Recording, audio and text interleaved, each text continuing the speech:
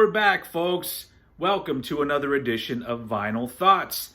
We're still counting down my top 10 albums of all time. Today, number 2. Look down below for some links. If you missed the rest of them, go back and start from 10 and work your way down to here. Or go backwards. Do what you feel. You know, it's the internet. It's the Wild West. Whatever the fuck you want.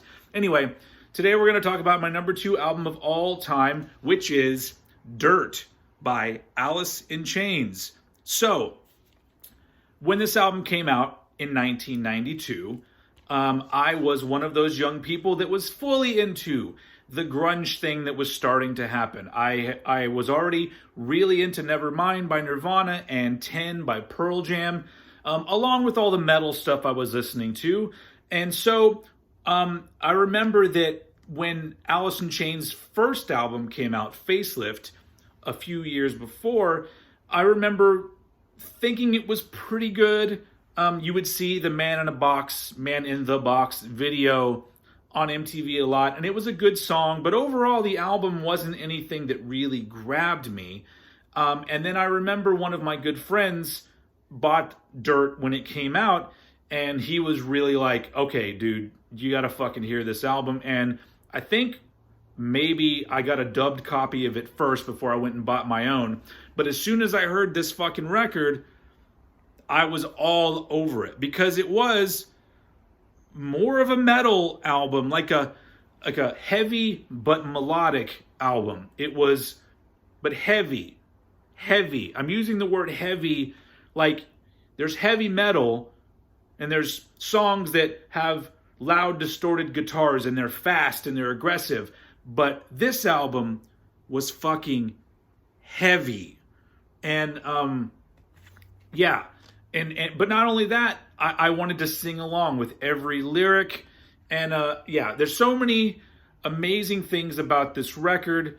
As it is with many Alice in Chains albums, the vocal harmonies on it, and even just the vocal lines themselves that were written by Lane Staley, are so amazing and so unique. Same goes for the riffs by Jerry Cantrell, although a couple of the riffs on here were actually written by Lane Staley too. But it's just one of those albums that if you find yourself getting into it, you kind of just sink down into it, kind of like this lady on the cover. It kind of just engulfs you, and you find yourself just really enjoying the darkness that you're feeling while listening to it. And that feeling that I had back in 92 when I first heard it is still how I feel about it today. If you watched my video where I ranked Alice in Chains albums from worst to best, you will know that this was my number 1. If you haven't watched that video, I'll put that link down below. There's gonna be so many fucking links down below, you won't even know what to do with yourself. But this album, I think it connects with a lot of metalheads because it's got a lot of metal elements in it. And not only that, I think they probably benefited from the fact that the year prior to this album coming out, they were on tour on the famous Clash of the Titans tour, which is one of those tours that I wish I could just travel back in time and go see. But the Clash of the Titans tour was a Slayer, Megadeth, Anthrax, Alice in Chains, all of those bands at the top of their fucking game. If you ever get curious, search on YouTube for performances of Anthrax or Megadeth or Slayer from 1990 and 1991, and you will see 3 of the fucking best bands you've ever seen. We're talking about Alice in Chains. Anyway, I'm sure they were great too. Anyway, Alice in Chains. So Dirt, yes, what more can we say? Produced by Dave Jerden, who shortly after this would actually produce Sound of White Noise for Anthrax, and Independent by Sacred Reich, 2 more albums that I really love. But this one is chock full of great shit. Them Bones is on there. Not only that, but you have Wood, which is just one of my favorite songs of all time. I think it's one of the best songs ever written. Rooster, which is an absolute classic. Also, if you're seeing here, the little MOV on the back, that is because this is a Music on Vinyl repressing which I've said before, if you're going to have to go with a repressing that's more recent, music on vinyl isn't a bad place to go. They do pretty good work, and I don't have the money to buy an original from 1992. They're a little expensive.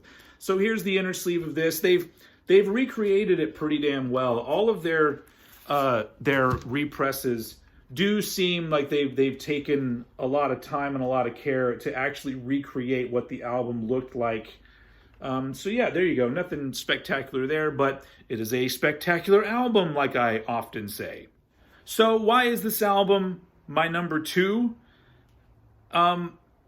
It's stayed up here in the upper part of my top 10 for a very long time, for a lot of the reasons that I mentioned earlier. It's an album that sort of seeps into your every cell of your body and just sort of stays with you. It's an album that every time I put it on, it just sort of gives me a very nostalgic feeling of being young and being confused and finding my way through, young life. I'm not really sure if that's what they intended when they made the album, but that's what it does for me. It really sort of transports me back, and it's just an absolute pleasure to listen to, and it never gets old. Yeah, like I've said before, my opinions on these albums could change over time. I didn't run the disclaimer this time, but I will next time. Anyway, so that's my number 2 album of all time, Alice in Chains' Dirt. Please let me know down below what you think of this album, and let me know what your number 2 album of all time is. And once again, thank you so much for continuing to watch. Please, if you haven't subscribed yet, please subscribe. Let your friends know. Let's bring more people over here. Let's keep this whole rock and roll and metal thing going in this world, folks. We need it at this point. Anyway, thank you for watching. I will see you again next time.